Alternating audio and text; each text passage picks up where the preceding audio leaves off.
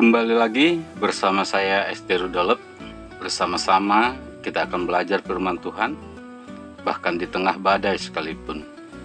Minggu ini kita akan belajar firman Tuhan dari Yeremia 18 ayat 1-11 dan Markus 8 ayat 34-38. Saudara-saudaraku, kita hidup di zaman yang serba instan.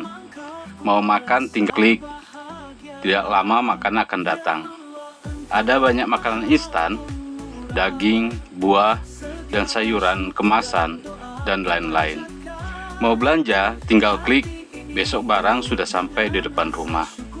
Mau terkenal, cukup bikin video singkat, bisa langsung viral. Semua itu serba cepat di dunia sekarang.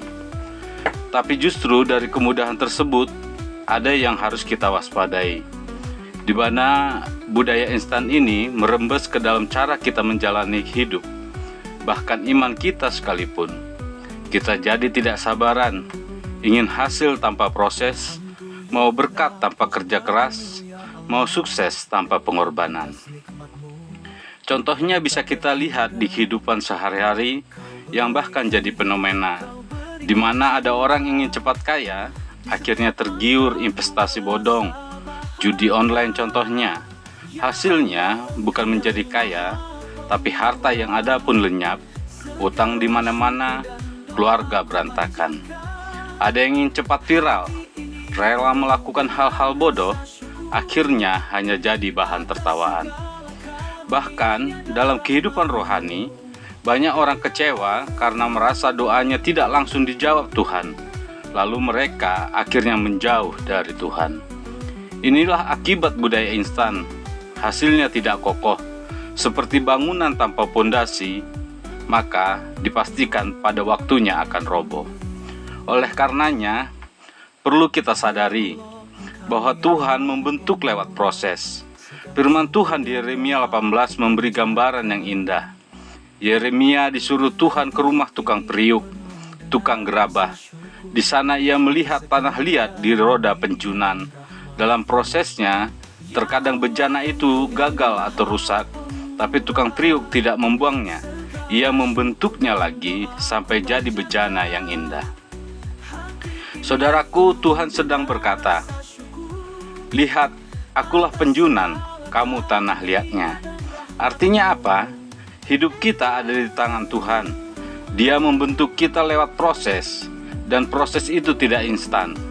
Tanah liat harus ditekan, diputar, bahkan dibakar dalam api supaya jadi kuat.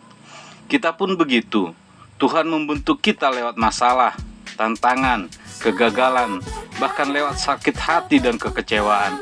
Tujuannya bukan untuk menghancurkan kita, tapi membuat kita tahan uji agar kita lebih kuat. Tapi sebaliknya, dunia bilang, kalau bisa cepat, kenapa harus lama? Kalau bisa gampang, kenapa harus susah? Tapi Yesus justru berkata dalam Markus 8 ayat 34, "Setiap orang yang mau mengikut aku, ia harus menyangkal dirinya, memikul salibnya, dan mengikut aku." Lihat kontrasnya. Dunia bilang cari gampang. Yesus bilang ambil salib. Dunia bilang pikirkan keuntunganmu sekarang. Yesus bilang, apa gunanya kamu dapat seluruh dunia, tapi kehilangan jiwamu. Mengikut Yesus bukan instan. Ada harga yang harus dibayar. Menyangkal diri, sabar dalam proses, setia meski tidak langsung terlihat hasilnya. Pertanyaannya, bagaimana kita hidup di zaman instan, tapi tetap setia pada proses Tuhan? Pertama, kita harus belajar sabar.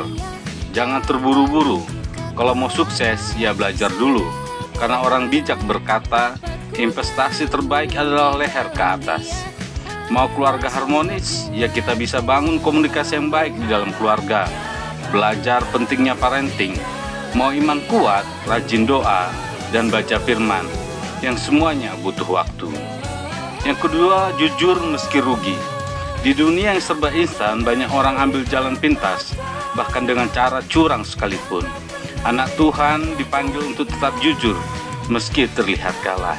Yang ketiga, lihat dengan kacamata kekekalan. Jangan hanya pikir untung rugi di dunia, tapi pikirkan keselamatan jiwa, di mana keselamatan jiwa inilah yang menentukan kita bahagia atau tidak. Kesimpulan saudara-saudaraku, budaya instan membuat kita ingin cepat berhasil, cepat puas, cepat dapat, tapi hasilnya rapuh. Tuhan tidak bekerja seperti itu. Tuhan adalah penjunan yang sabar, membentuk tanah liat. Ia ingin hidup kita kokoh, indah, tahan uji.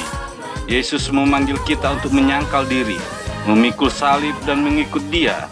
Itu memang bukan jalan pintas, tapi itulah jalan yang membawa kita kepada hidup yang sejati.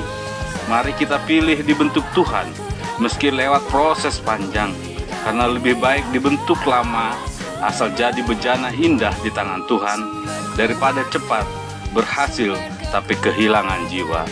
Jadi saudaraku, mulai hari ini kalau kita tergoda ingin hasil instan, ingatlah, hidup bukan mie instan.